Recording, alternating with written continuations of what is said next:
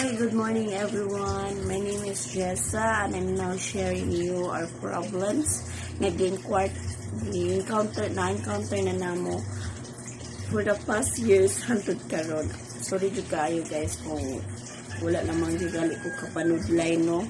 Kay sorry mo kay pagmata na ako kay nagka problema ang masina mo gabi so kinahanglan na ako kanunay ko mag-monitor kay ang mga customer sige ka problema sa dayon sige siya ganin sa tindahan. So kinahanglan ako magmata tibuok gabi So karon na pumuntaga another na pud nga problema nga mong face. Kani magong problema ha so lang kung ba namang good nangandoy din siya daghan og nga kayupan.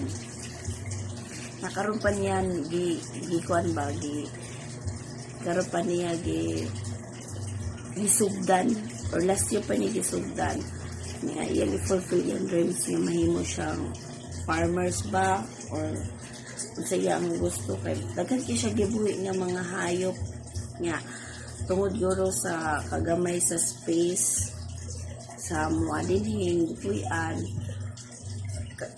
dili siya maka-accumulate og daghan kayo 10 ka buok kahayop niya ang gibuhi.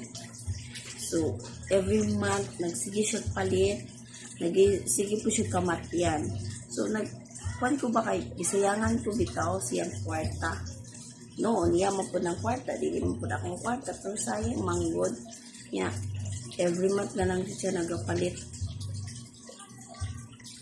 kay dili muda ko mamatay. So, kanunay siya mag-change. Ang ako, gibuhat na ko ni, actually na ngayon ako utambag sa kung mamagpapa kung willing ba sila mo alima, but tungod kay sa katiguangon na nila, na tiguang na po sila mo alima ba o mga hayop, hindi na makaya.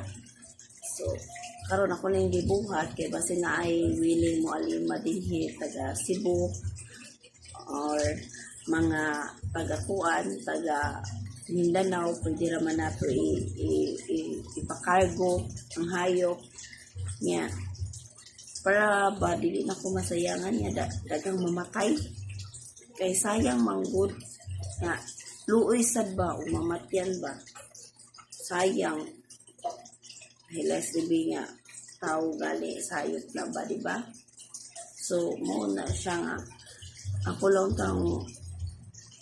ato lang untang pangitaag pa maagi ba kung pinsay willing dira mo alima og hayop basta ang sabot ang unang anak sa hayop inyo ang ikaduha ang sa nag-alima ang ikaduhang kung mga anak ng pugaling amo okay ra kay na mo na mo pud amo ipalimahan niya ngayon kanang kuansan kanang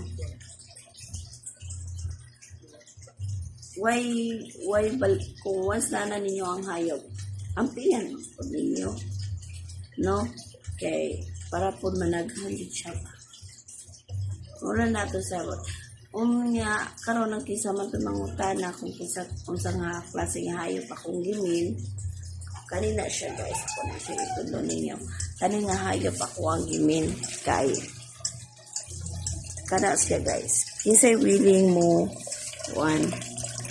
kana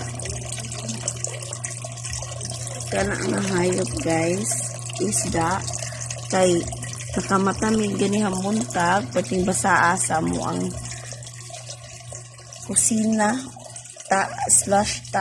kuan living room pating basaa kay tungod ang tubig gikan diri sa aquarium kay tungod aning iyang pulse gama-gama sa kumbana nga gamay rabiya kay sanan siguro I don't know buslot ba ni or wa ko kabalo so mo ni siya inerason kay ang sa una bula pa man to iyang gikuan sa kumbana bula pa man to karon naka-upgrade na nahimo nang into pulse nga kana guys lahi na nga klase nga isda na nagwa ng bato. So taga bulan magpalit siya og napo kay isda kasi klase napo kay isda kay sigilag kamatyan. So na akong giproblema No, una dyan ako yung problema sa pinsa to really nga mo adapt mo kuan og hayop nga isda. Utaka lang ko through messenger, through phone, through chat, through comment. Pwede na dyan kayo guys. Kaya para dili lang po masayang bang isda, no? Sayang magkayon na po. Taga bulan na po. Lahi-lahi color, yellow, orange, blue. Nay dako, nay gamay. No, last year pa niya pinakaon, guys. Wala ko kakitag nindak ko. Wala ko kakita. Ako nakitaan taga bulan. Nagsigig ilis mi sa isda. Kaya nangamatay. Muna akong problema. So no, muna akong problema nga. Wala siya dako-dako. Last year pa na siya. Wala po na siya nag-maintain og isda. Kundi kanunay nagpalit og isda. So tabangin ang taon kay ko ninyo ha. Kaya na problema na jud kay ko. Salamat.